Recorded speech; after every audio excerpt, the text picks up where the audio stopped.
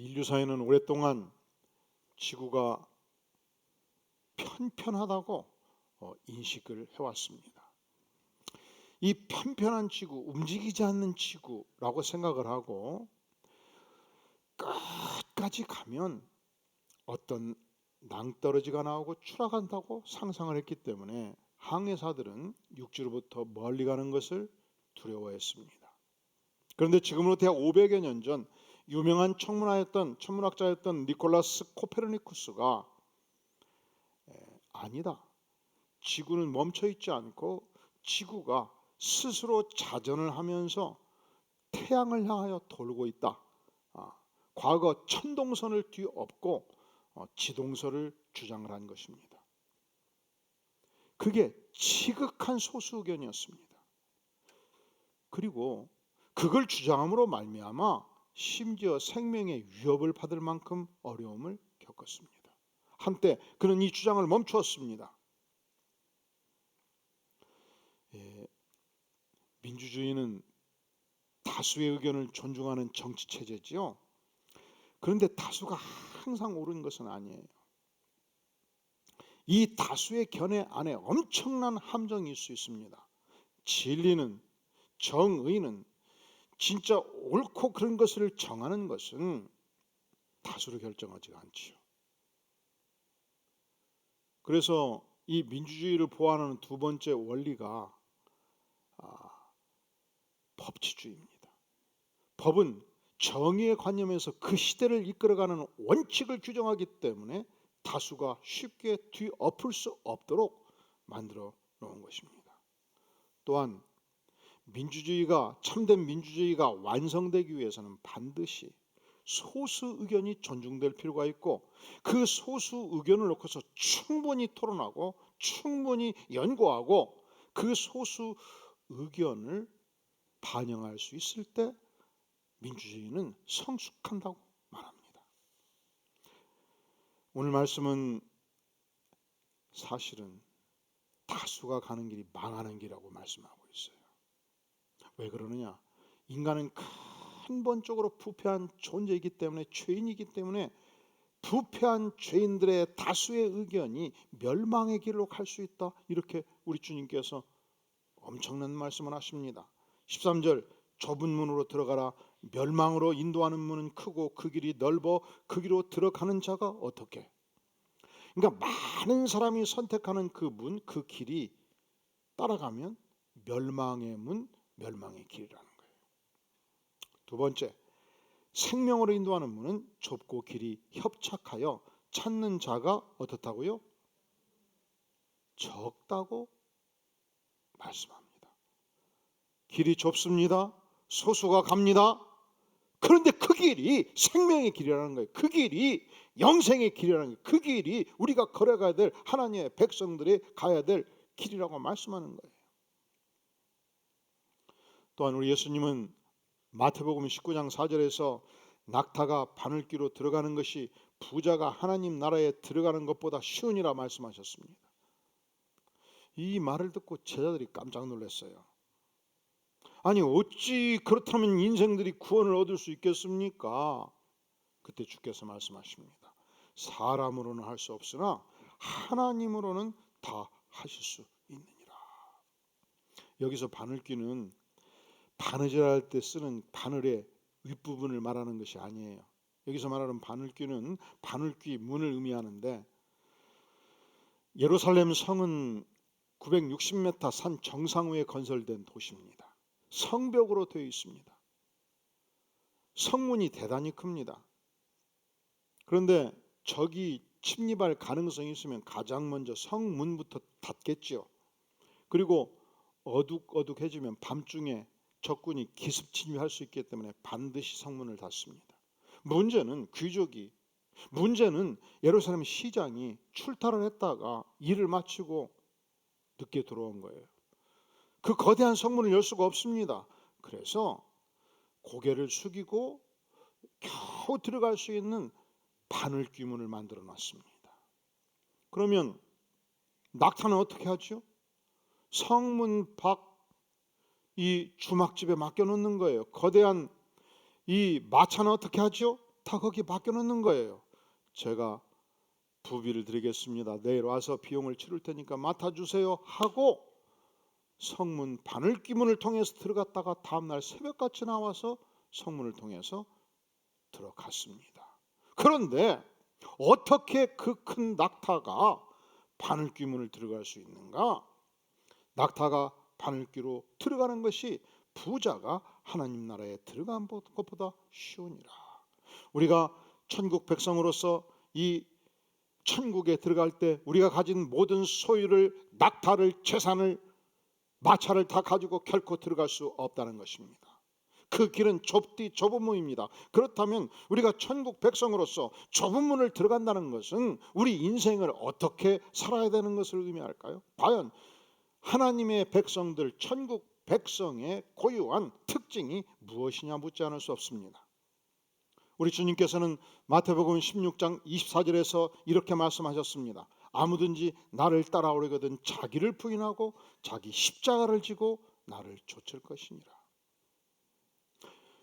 예수 십자가로 여러분들은 구원 받으셨습니까? 하나님의 백성입니까? 그러면 따라해 볼까요? 자기를 부인하고 자기 십자가를 지고 예수님을 좇을 것이니라. 이것은 단 한 번 나를 부인하는 것으로 끝나지 않습니다. 날마다 예수 십자가 앞에서 자기를 부인하고 날마다 예수 십자가를 지고 예수님을 따라가는 것입니다. 여기서 자기 부인이 무엇을 의미할까요? 나의 욕망, 나의 욕심, 나의 꿈, 나의 야망을 십자가에 못 박는 것을 의미합니다. 나의 부패한 본성을 십자가에 못 박는 것을 의미하는 것입니다. 그리고 예수 그리스도의 소망, 예수 그리스도의 말씀, 예수 그리스도의 꿈, 예수 그리스도의 말씀에 순응하는 삶을 사는 것입니다. 예수님이 이 땅에 오셨을 때 예수님은 어떤 삶을 사셨습니까? 하나님의 아들이셨습니다. 창조주셨습니다.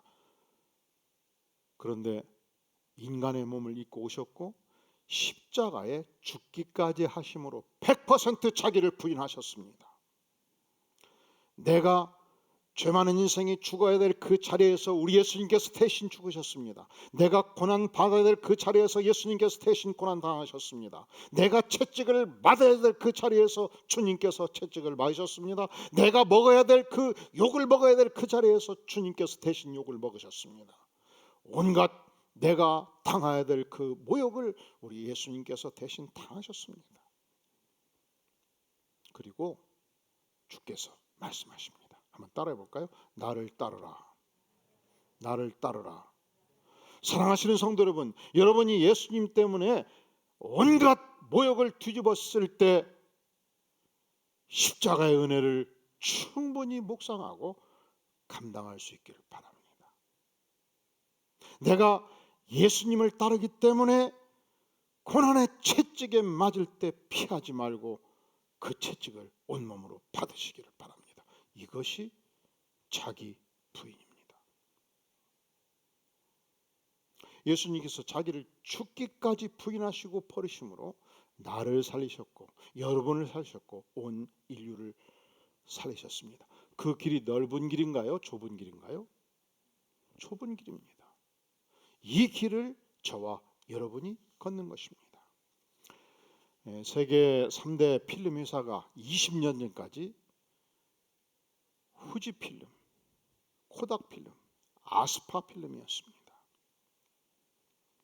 그런데 이 아스파필름은 독일 회사인데 1936년도에 세계 최초로 칼라 필름을 만들었던 회사였습니다. 독일의 유명한 작곡가였던 맨델스존의 손자, 아들 폴 맨델스존이 창업한 회사입니다. 그리고 2001년도에 최대 흑자를 내요. 이 회사 때문에 영화계에 혁명이 왔어요. 왜? 흑백 필름에서 칼라 필름으로 갔기 때문에. 그리고 4년 후 2005년도 파산합니다. 파산해요. 놀라운 일이죠. 왜 그랬는가? 이 회사의 최대 지주들 그리고 임원들이 자기네들이 가지고 있었던 이 아날로그의 자산을, 기술을 기계 도구들을 최상으로 한 거예요. 전 세계가 디지털로 갈 때 멈춘 거예요. 그리고 4년 후 망해버렸습니다. 인생이 그래요. 우리가 나의 고집, 나의 의, 나의 자존심, 내 주장, 내 율법을 쥐고 살면 반드시 멸망의 길로 갑니다. 예수 그리스도의 의, 예수 그리스도의 생명, 예수 그리스도의 은혜를 의지하면 우리에게 영생이 있습니다. 철로역정의 크리스찬이 절망의 수렁에 빠져서 엄청난 고생을 하다가 겨우겨우 빠져나옵니다. 아주 죽을 고생을 해요.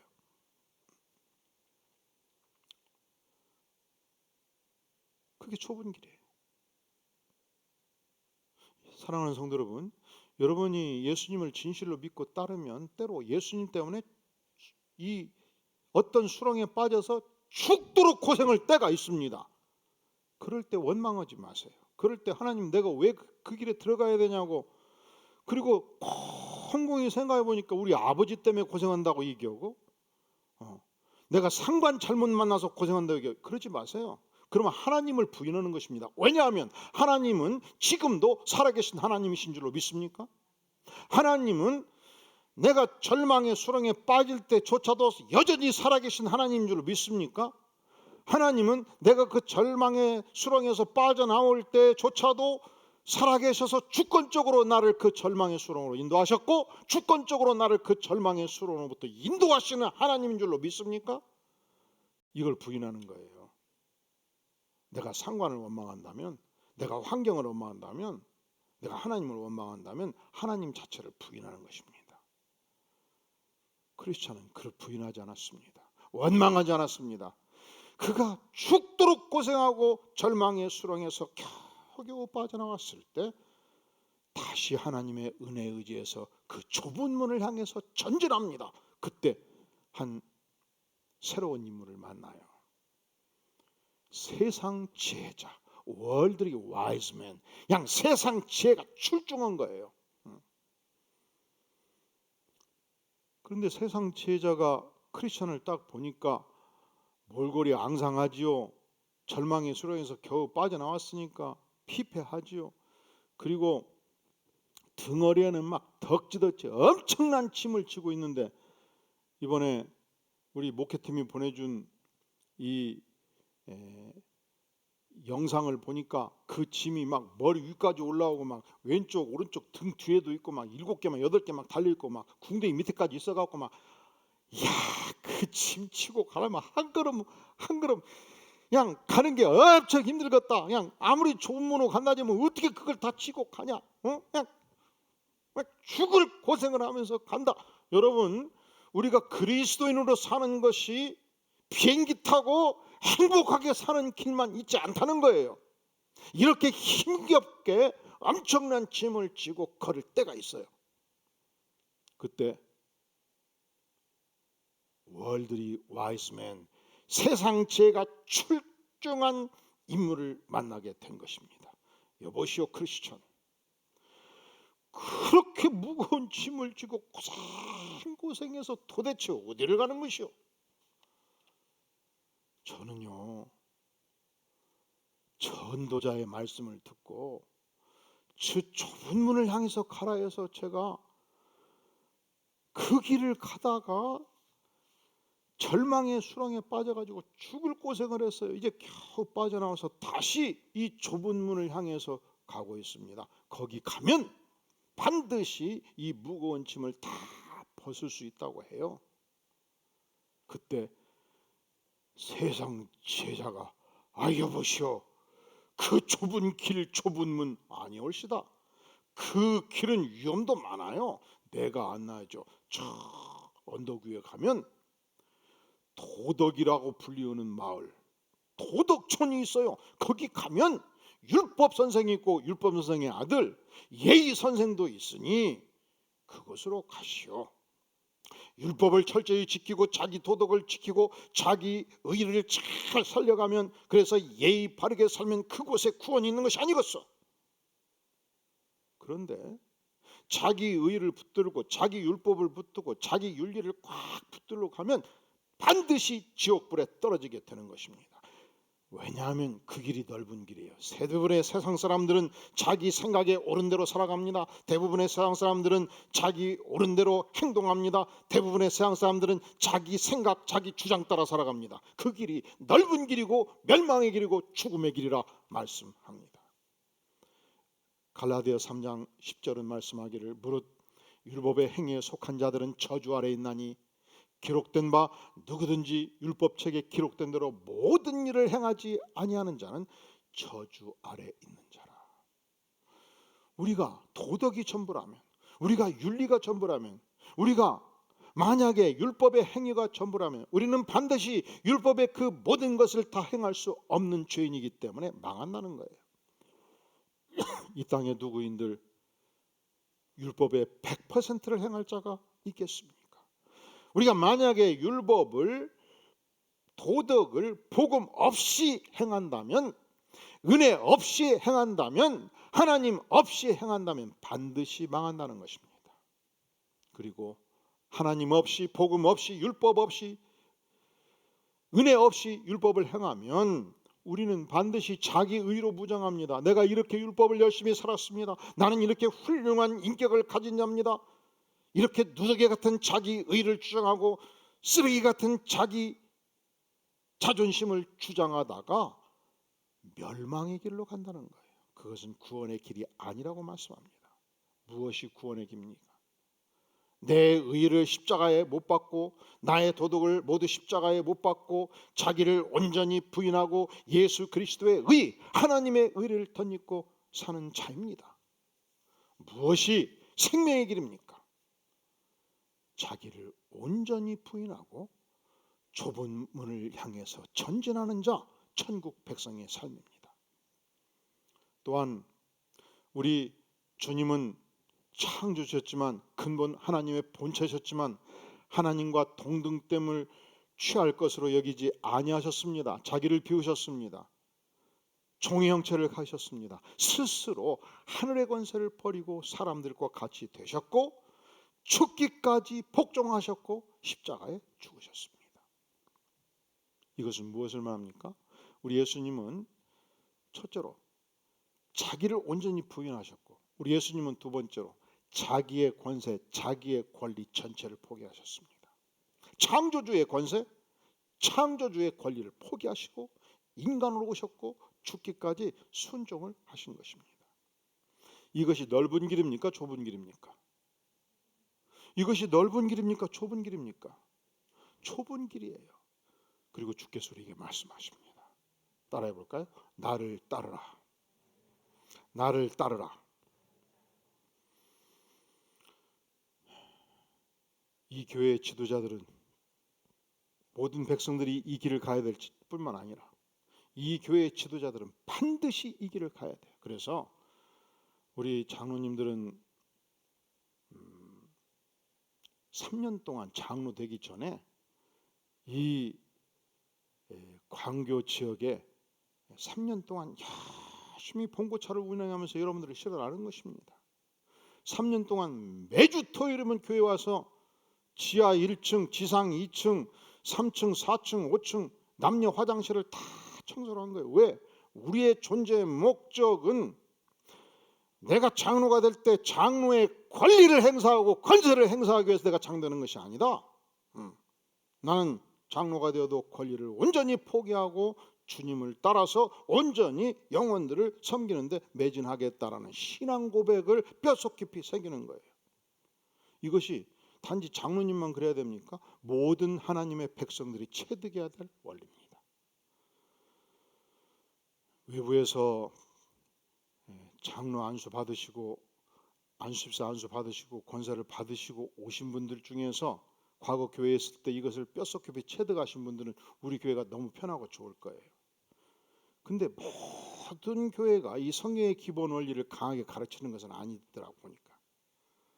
근데 만약에 다른 교회에서 이것을 타이틀로 알고 권세로 알고 자기 부인을 하지 않고 권리 주장을 하다가 세상과 같이 힘있게 명령하고 호령하다가 오신 분들은 굉장히 힘들어하시더라고요.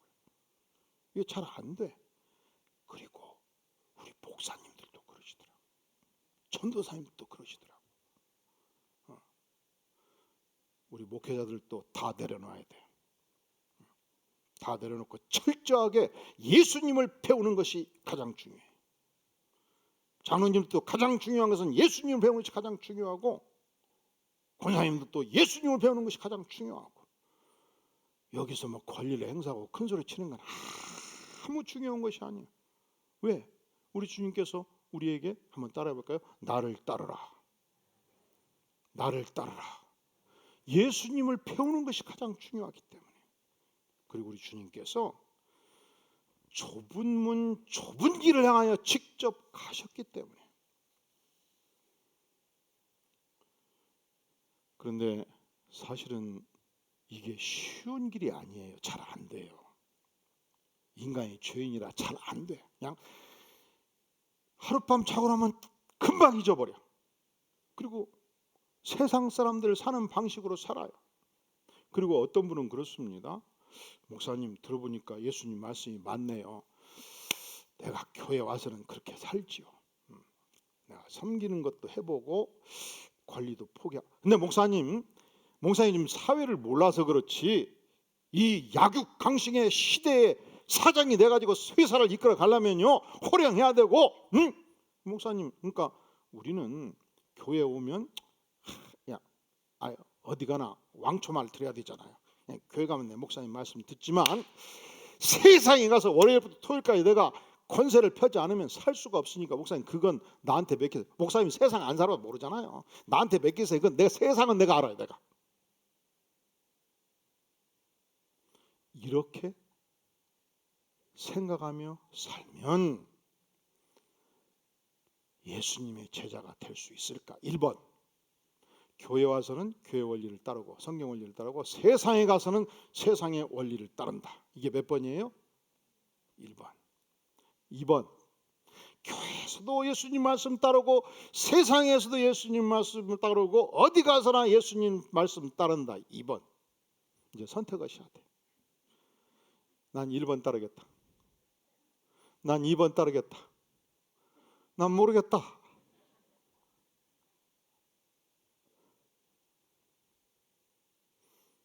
이것이 머리 끝에서 발끝까지 체질화될 때까지 2번의 삶을 사시기를 주의 이름으로 축원합니다.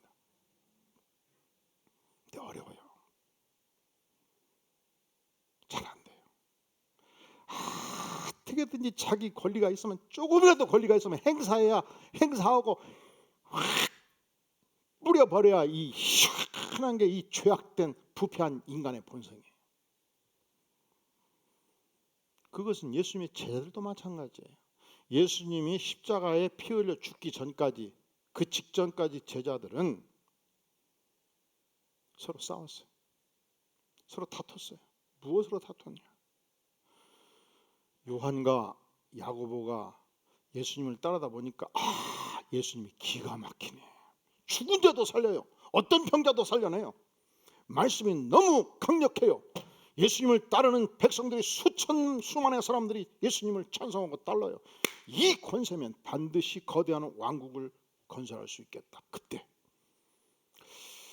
나를 국무총리로, 내 동생을 좌의정으로 우의정으로 예수님이 세워야 되지 않겠냐 해서 어머니를 로비스트로 보내서 예수님을 설득하려고 합니다. 이걸 다른 제자들이 안 거예요. 그럴 때 다른 제자들이 물러서면서 참 잘했다 했을까요? 엄청난 논란을 일으킨 거예요. 왜 너만 찬란 짓거리 하냐? 왜 너만 로비를 하느냐? 우리도 로비할 능력이 있다. 누가 큰 자냐? 싸우기 시작을 했어요. 그런데 예수님이 십자가에 죽으신 다음 부활하셔서 다시 제자들을 만나요. 다시 교육을 시작해요. 그리고 승천하셨을 때 도마는 인도까지 가서 복음을 전하다가 순교당하였습니다. 안드레는 그리스, 러시아, 아일랜드까지 가서 복음을 열심히 전하다가 내가 어찌 스승된 십자가에 못 박힐 수 있단 말인가? 순교당할 때 십자가를 기울이라 해서 이 십자가를 기울여서 순교를 당했습니다. 베드로는 로마까지 가서 복음을 전하다가 거꾸로 십자가에, 완전 거꾸로 십자가에 순교를 당했습니다. 저들은 하늘나라의 황태자 예수 그리스도 창조주의 제자였지만 그 권세를 모두 버리고 죽기까지 복음을 증거했던 인물이었습니다. 오늘날 이 미얀마가 군사정권으로 엄청 지금 혼란을 겪고 있지 않습니까? 200년 전 아도니람 저스틴이 미국의 명문대 중인 명문대인 브라운 대학을 수석으로 졸업하고 그가 얼마든지 미국에서 그 좋은 머리로 떵떵거리고 부자로 잘 살 수 있었는데 하나님의 부름을 받고 미얀마 선교사로 떠납니다. 그 명석한 머리로 우선 언어를 익혀서 영어 버마 사전을 만들어요. 버마 영어 사전을 만들어요. 이게 지금도 미얀마 전역에서 1등 가는 사전입니다. 그리고 성경 번역 작업을 진행합니다. 교회 개척 사업을 일으키고 이 과정 중에 아내와 딸을 그 땅에 묻습니다. 평생 동안 영혼 구령 사업을 하다가 뼈를 묻습니다.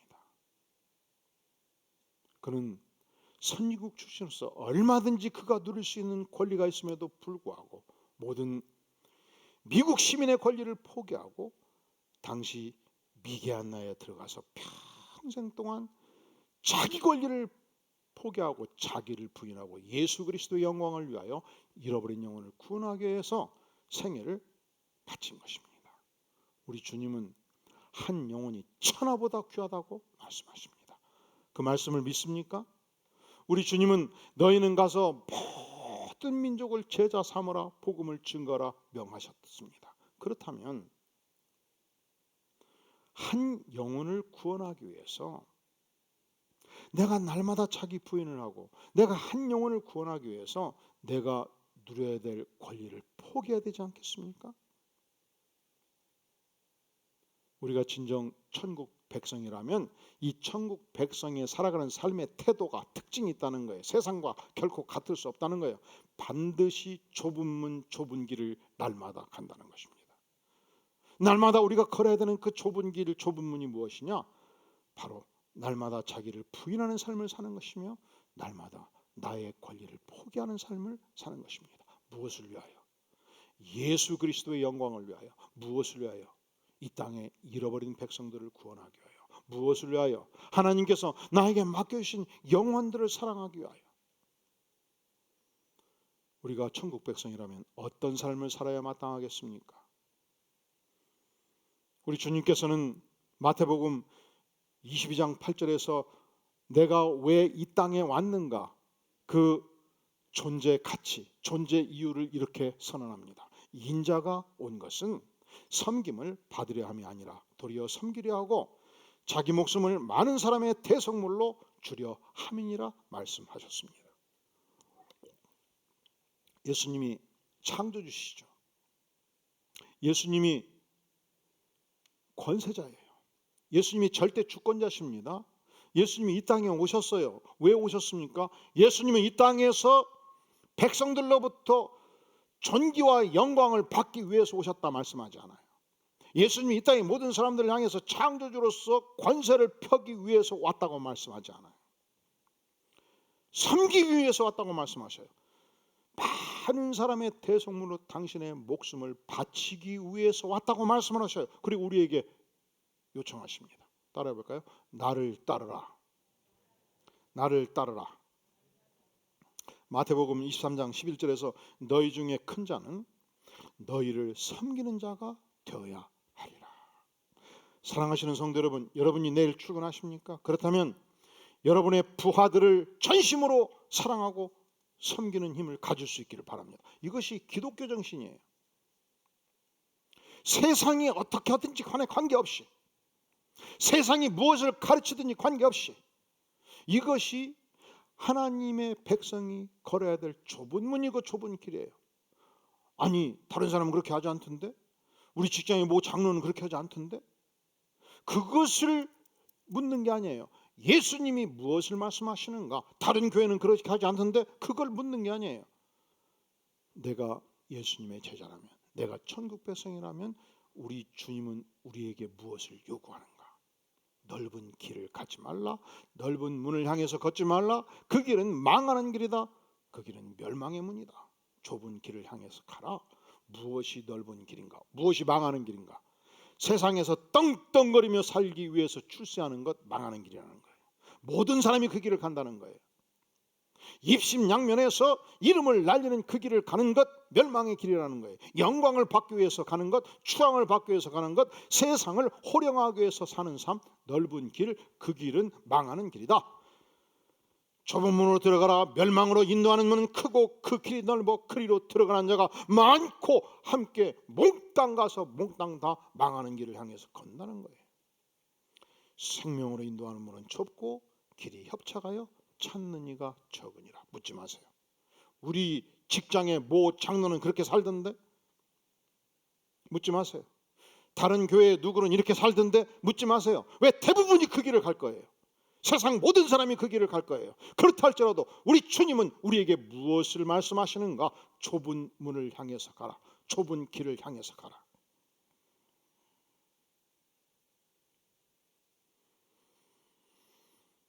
그래서 우리 교회의 모토가 따라해 볼까요? 섬김은 지상 최대의 축복입니다.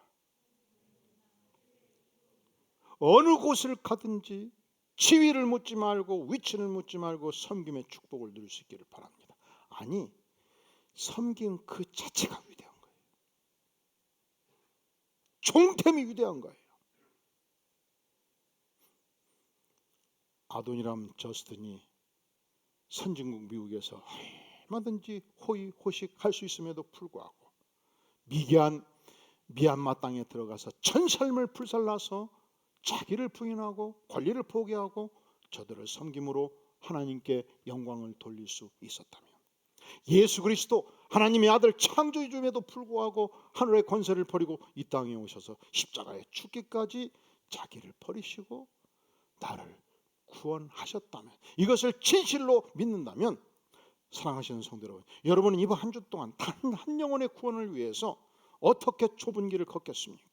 어떻게 자기 부인의 문을 걸어가겠습니까? 어떻게 권리를 포기하시겠습니까? 어떻게 한 영혼을 위해서 죽기까지 자기를 내어주신 섬김의 문을 향해서 걷겠습니까? 주께서 우리에게 좁은 문을 가라 말씀하실 때, 이것은 주께서 가능하기 때문에, 우리가 그것을 좋아하기 때문에, 우리가 그것을 쉽게 선택할 수 있기 때문에 명하신 것은 아닙니다. 비록 어렵다 할지라도, 비록 우리가 쉽게 선택할 수 없다 할지라도 그 길만이 생명의 길이요 그 길만이 영생의 길이기 때문에 선택의 여지가 없이 우리로 하여금 그 길을 갈 것을 명하십니다. 이 좁은 문을 향해서 용감하게 전진하는 위대한 생애 사시기를 주의 이름으로 축원합니다. 기도하시겠습니다. 영광의 주님, 그렇습니다. 나의 본성을 따라 내 욕망을 따라 살지 아니하고 주의 말씀을 따라 주의 요청을 따라 살기를 구합니다. 이 좁은 문을 향해서 전진하며 나아갈 때, 특별히 이번 한 주 고난주간 십자가를 묵상하며 나아갈 때, 주님, 우리의 섬김을 통해 영원히 구원받고 우리의 섬김을 통해 주께 영광되는 복된 한 주간 되도록 인도하여 주시옵소서. 예수님의 이름으로 간절히 기도하옵나이다. 아멘.